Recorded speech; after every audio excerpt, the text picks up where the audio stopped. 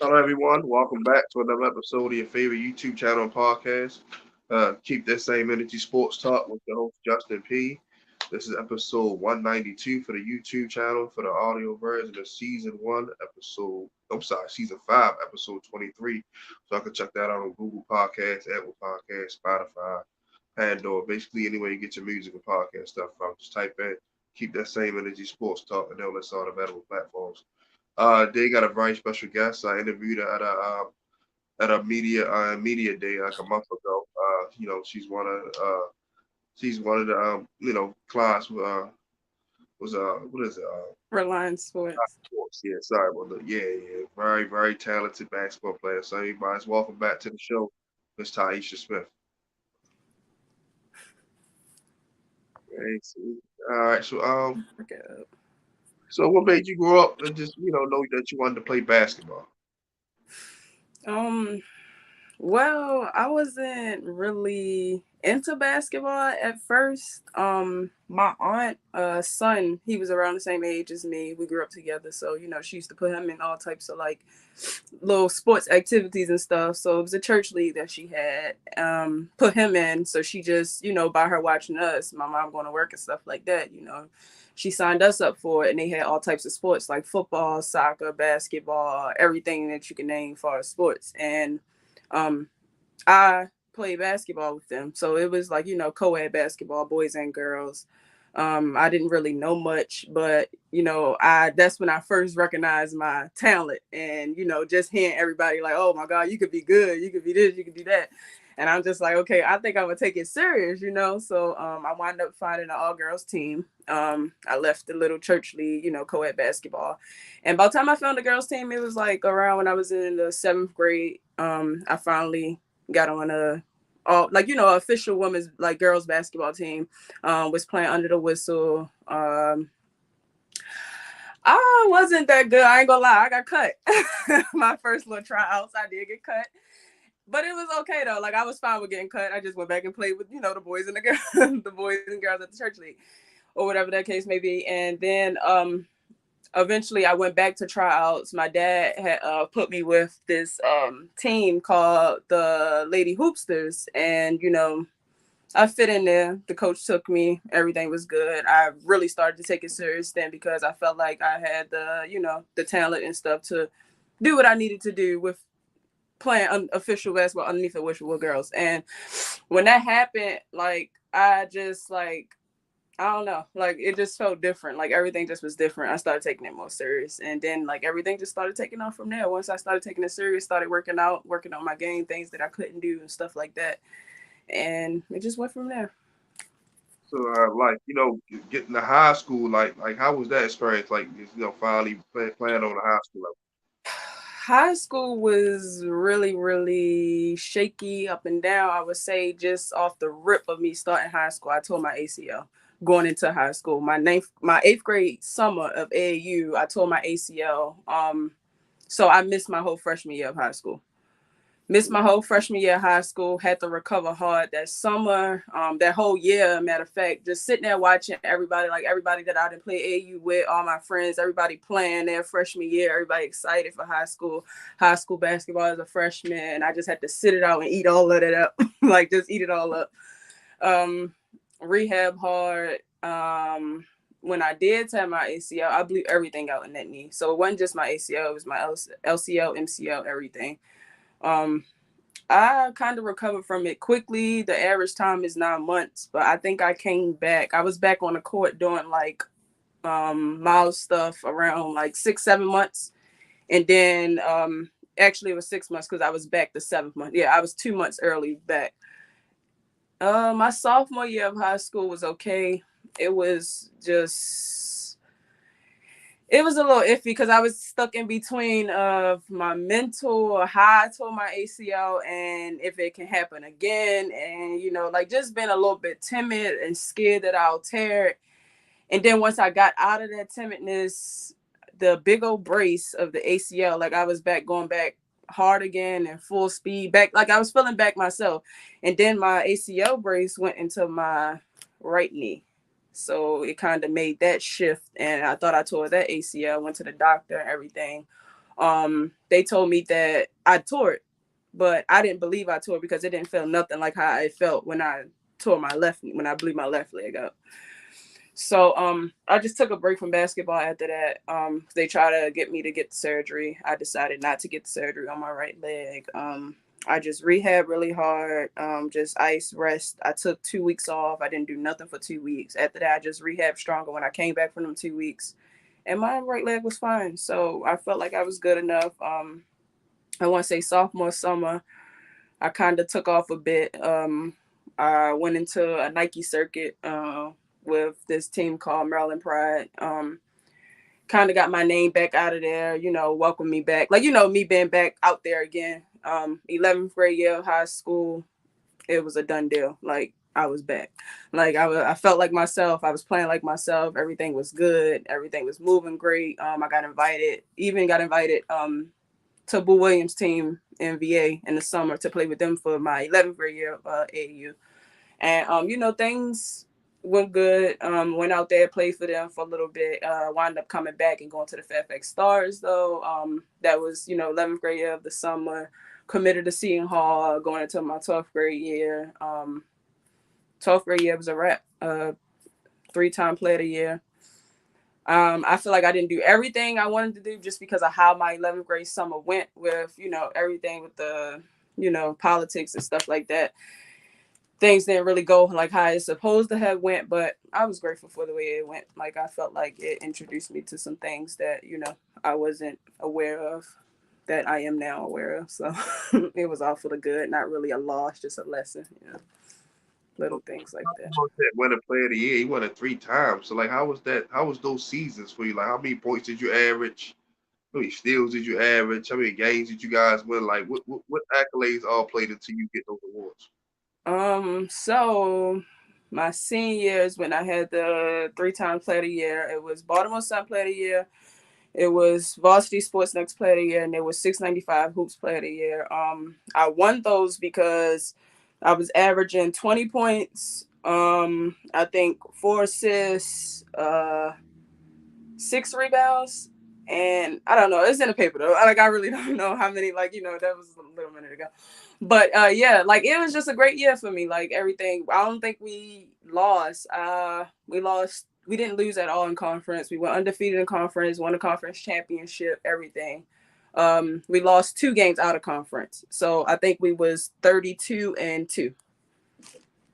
Yeah. So that's how I wound up winning 3-time player of the year. Wow, you got a triple crown in one season.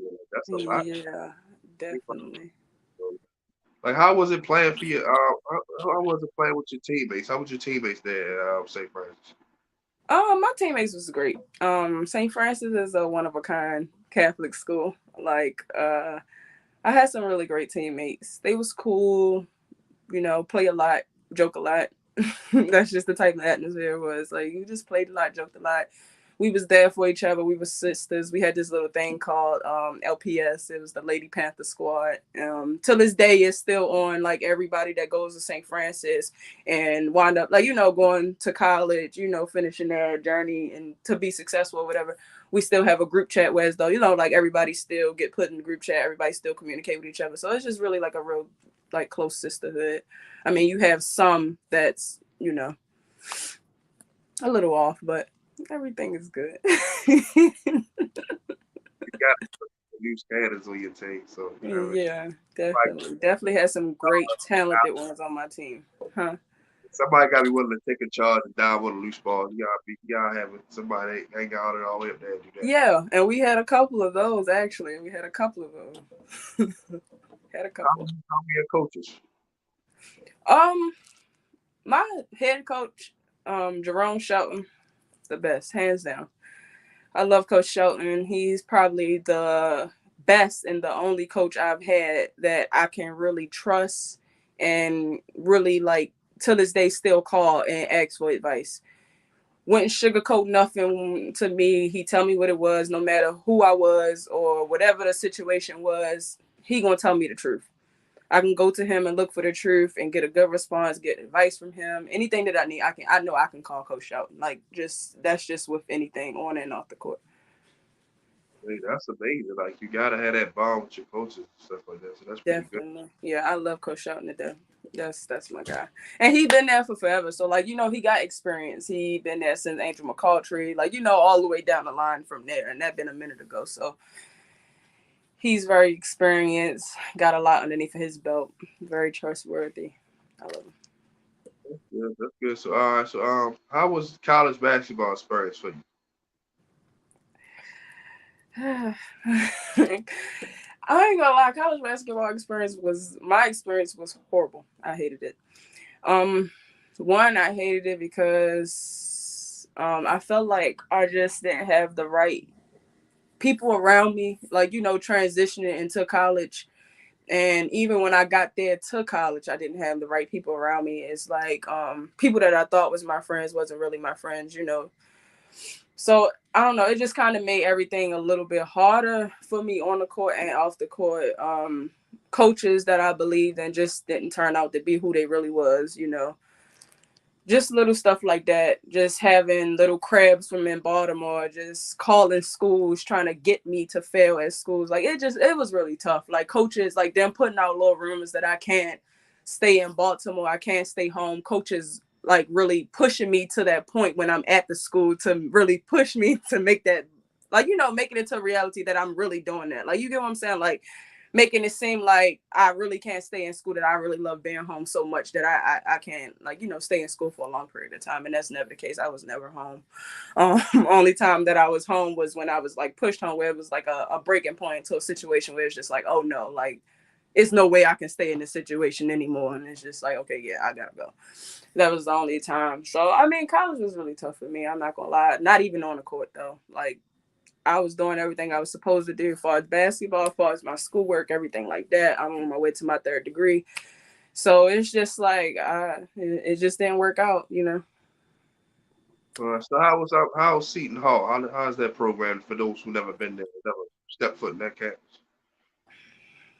The experience at Seton Hall was great, but not great. I mean, it was like a up and down type of roller coaster. Like, it could be great, but I think the people that they had there is what made it not so great because I don't know. It was just a lot of things going on there. But as far as the campus and stuff like that, I loved it because it was a small campus. It was everything that I need. Everything was right there within, like, the campus. You didn't have to really travel 5 minutes to get to the other side of camp, 10 minutes to get here and there. Everything was right next to each other, so it was so much easier to, like, commute back and forth. From your place to practice, especially with them 6 a.m. practices and stuff like that. It was easy to get up and just move and just go. Um,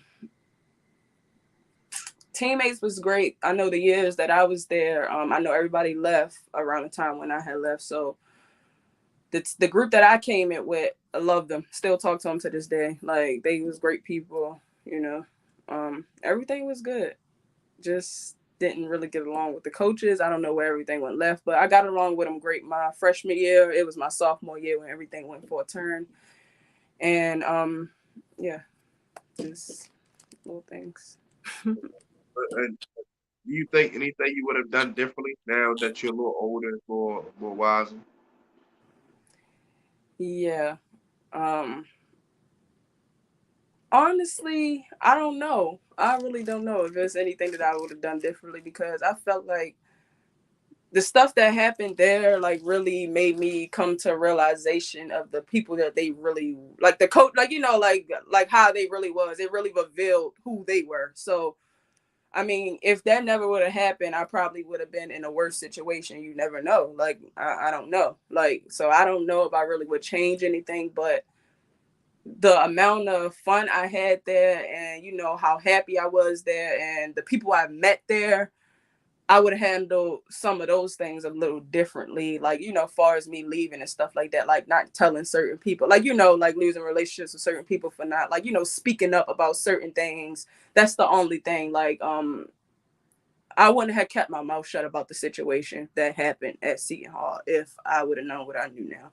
I would have spoke out and cleared my name instead of just moving on, keeping my mouth shut just to be on a safer side. That's the only thing I probably would have really changed. Okay, cool. So all right, So in high school, I know you won 3-time player of the year. Has there been any opponent that gave you trouble? Like, man, she can play, man. She really brought it today.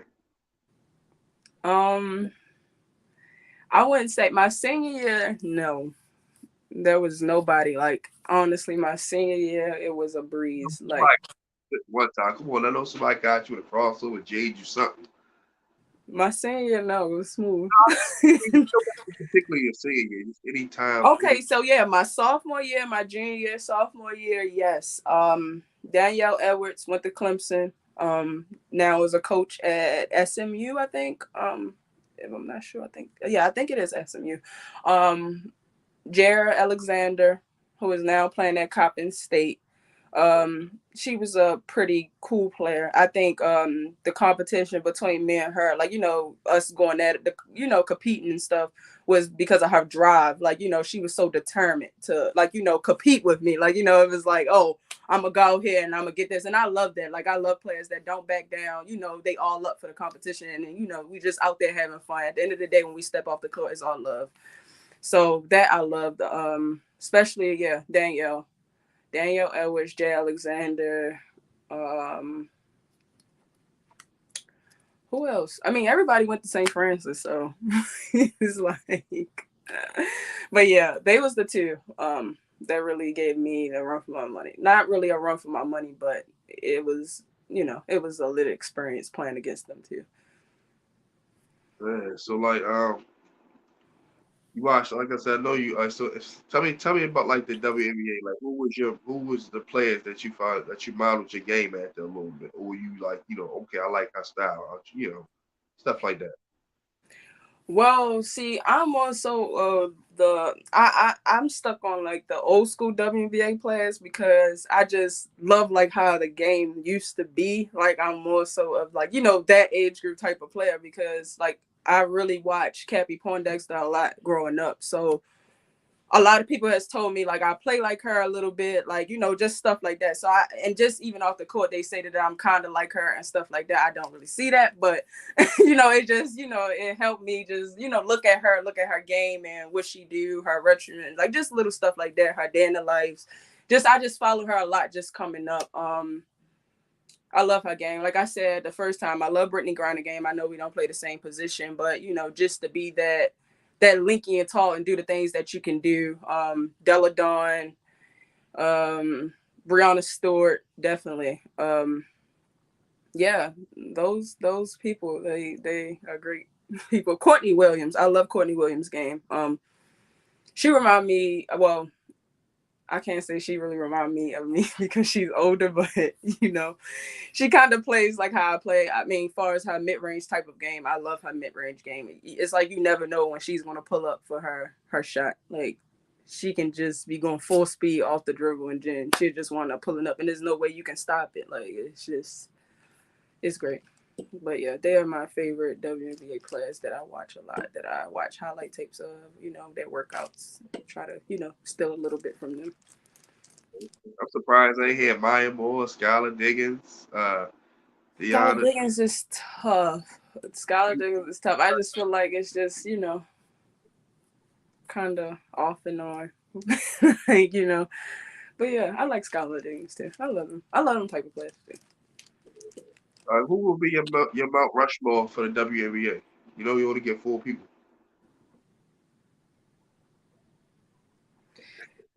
Uh, Candace Parker will be one. Okay. Candace Parker will be one. Hmm.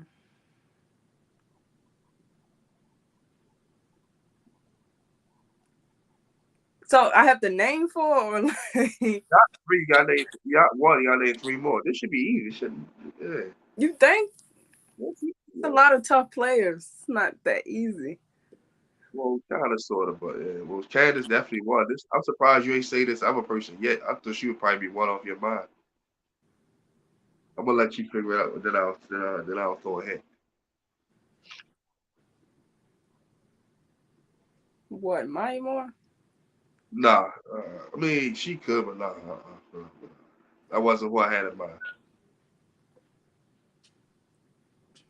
I When you were hit, our first name start with an L and our last name start with an L. She was definitely gonna be my number one. Lisa Leslie, duh. I'm about to say, come But on. yeah, of course. Like, yeah, most definitely. Yeah, most definitely. Um, definitely. Maya Moore, Lisa Leslie, Candace Parker. That's 3 right there.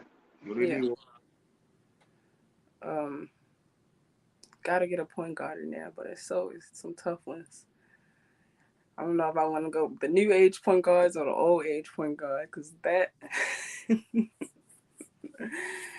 um mm, I don't know who my fourth one would be, honestly. So you just stay that spot open, huh? Huh? You'll just say that spot open. The last one, you'll just save it when you remember. I got you. Yeah. I got some quick hitters for you. Just, multiple choice stuff. LeBron or Jordan? Oh, God. It's gonna be tough. LeBron, because, and this is why I'm gonna say LeBron, I get it. He because Jordan plays. I understand. I get it, but I get it. Jordan is the GOAT from when he did it. You get what I'm saying? But like, I feel like LeBron is different and he's still doing it. You get what I'm saying? Like, he has broke records that Jordan has broke. And then he's still breaking records. Like, it's not, I don't think it's gonna end. It's like this man is a robot or something. Like, he don't stop. And it's just so like it's so much with LeBron. Like, definitely LeBron. And then after seeing Jordan documentary, I wasn't too much of a Jordan fan too much after that. Like, the things that took place and stuff like that. It was just like, yeah. It was nice. So it was a lot of stuff back then, and but when you can win 3 championships straight, retire and go play baseball, come back and win another 3. Yeah, you're right. You know, man. Like it's Yeah, like you're right. he changed the game, man. Like I said, like it's just his shoes still sell like number one, and he hasn't played in 20 years. LeBron is my guy. He'll be number 2 on my all time list, but it's Mike all day for me. I'm sorry, like I'm Okay. old enough to have watched both guys play, so you know. I mean, yeah, I was about to say you probably experienced actually seeing Jordan play. I didn't really experience that. I mean, only person I've been watching since I was younger was LeBron. So it's just like, yeah, that's LeBron and Kobe. yeah, exactly, LeBron and Kobe. So I Uh, can't really. I got another one. We go James Harden or Dwayne Wade.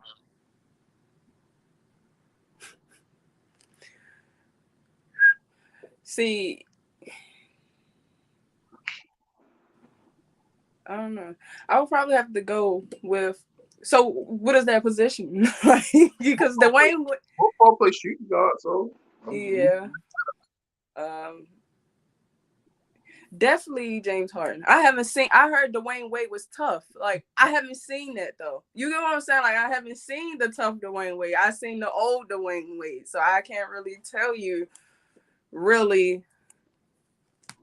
with I can't really say too much. I gotta go Flash. I love James Harden because I'm a Thunder fan, but until he put a team on his back and win a championship like Wade did, I gotta go with Flash.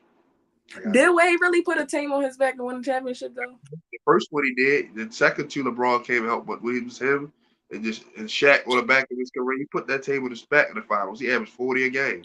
Okay, so maybe I missed that. I wasn't watching it back then. Oh yeah, you probably Yeah, I wasn't. Yeah, okay. So yeah, what I remember is just LeBron coming over helping them, and that then was they won a championship. he started like giving up a little bit. He still was getting buckets, but he wasn't the same. Right, exactly, and that's what I remember. So yeah, that's why I chose James Harden. But yeah. You're right about James Harden. though. He haven't got a ring yet. Haven't. I said the same thing about him too. So I definitely agree with you on that. Trae Young or Ja Morant? Dang, I love both of them. I don't think I can choose between them two. Like, honestly, like, I love both of them.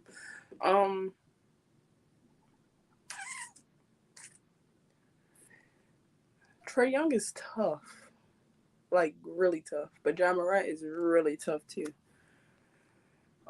They both really tough and don't put the team on their back. Like it's two incidents where I fell into where I, kind of looked at both of their game differently. Like John Morant was when he was just close to being in the finals. You get what I'm saying? And then he passed the ball to his teammate when he was wide open to take the last minute shot, and that caused them the game. So it's just like, but then again, John Morant Trey Young on the other hand, he does the same thing at some points of the game. Like he don't take over like how he's supposed to and how he's capable of taking over. Like he do it when he want to. It's not a every day, every time he step on the floor type of thing. Okay. Me, I'm going with Morant because bigger point guards always last longer. I like Trey, but by Morant being 6'4", he can take more punishment, and like I said, he can get to the cup more. And and he play defense. Trey don't really play defense. He Yeah. spot player. So Yep. I'm John Morant person. I got another one. Devin Booker or Jalen Brown. It's gonna be easy. Like I like Devin Booker. I okay. like Devin Booker. Why? That's not a bad choice. But why you like Booker over Jalen Brown? I feel like Devin Booker does everything, like even the small things on the floor. Like he does. He get down to the nitty gritty. Like I feel like he does everything. Like he's an all around type of player. Maybe not too much of the 3-point shooting, but if you might need one, he might give it to you. It's not a guarantee, but I mean, he's a great player. I like his game. Love his game actually. Okay, I'll take Devin Booker too, like you said, because he can shoot the three, play defense. So yeah, I'll go with that as well. Jalen Brown is tough, but like I said, he always had Jason Tatum to help him. Yep, So that's why I ain't choosing. like, Booker just now got some help with CP3. So Yeah. but yeah, I'll go with Devin Booker too. We go to the big man now. Joel Embiid or Nikola Jokic, Joker. Mm. Both of them MVP players. Well, nah, Lord Yeah, Embiid. I was about to say, well, Embiid, ugh, I just like his aggression. He has a, he have a cool, like, yeah, I don't know. These some hard players to choose in between. That's what make it fun. Yeah, I don't really watch much of the Joker, but from what I've seen, he's I don't know. Like I don't really watch too much of him, honestly though. I don't. So I can't really I'm gonna go with the other person or did I go with him? Yeah. I'm gonna go with Embiid too, because like I say, he's asked to do more. Don't get me wrong, the Joker is definitely good. Yeah. You don't just give you the MVP award if you can't play. He's definitely both of them. Can pass, shoot, and do everything. But Embiid, and once he sits out, the Sixers are not the same. The Nuggets can still win a couple games without the Joker. The Sixers Mm, live and die with your Embiid. So I'm gonna go with Embiid. right. Okay, Right. back to point guards. Let's go. Let's see. Let's go. Chris Paul or Ray John Rondo. Ooh. Mm. This one right here going to show if you like championships more or you like substance and consistency. Yeah. So I'm gonna have to go with Rondo because just by you saying that is what just separated the whole thing. Because they're both per point guards. Like they know when it's their time to get their buck and they know when it's a time to set their teammates up and they know where to set their teammates up. They know where their shooters at on the floor. Like they just know the court. They know the floor at all times. They're a floor general, both of them. But the person that's more efficient and get things done more is Rondo. So I would definitely have to go with Rondo. And he's more of a aggression type of player. Like he's more so of an aggression type of point guard. Like I can definitely roll with Rondo. I'll take Rondo as a point guard anyway. Even now, in the newer days, I feel like there's no point guards anymore. Like everybody just point guards are different now. They don't really They want to be score floor generals. first pass second. That is the other way around. Exactly. I'm gonna go with Chris Paul because, like I said, love Rondo. Chris Paul, he always carried the worst teams and got him somewhere. Like if he would have had the teams Rondo had, he would have won the same other championship, probably not more. That's just my opinion. But like I said, he wasn't fortunate to play with those Hall of Famers like him. So I'm gonna go with Chris Paul by a slight edge. Okay. I got like three more, then we'll wrap it up. All right, let's go. KD or Jason Tatum. Come on now. Come on now. And I don't even like KD. But that's just hands down KD. Now, if you would have said KD and Jonas, I probably can, but I'm definitely taking KD hands down. His skill level for his sides is unremarkable. Like I think he has the best skill set in the NBA. That's very true. He does. Yeah. Yeah. I was upset with him because he left us high and dry to go play with the Warriors. But Exactly. And that's why I don't deal with him, because he's one of those type of players. But yeah, other than that, to keep it like honest and real, yeah, definitely KD. Like he has the best skill set in the NBA for his sides. Like it's yeah, we'll go no with KD. question. All right, now we'll go with Giannis. Let's see, we go Giannis. I'm trying to think who I can pair him up with. Really tough guy. I got to say the best player. Oh, I got one. Oh, Giannis or AD. Ooh, that's a good one. Jonas. I'm I gonna go like with AD. I like AD. But Jonas, he bring a different type of aggression. And he healthy. How about that? He's very healthy.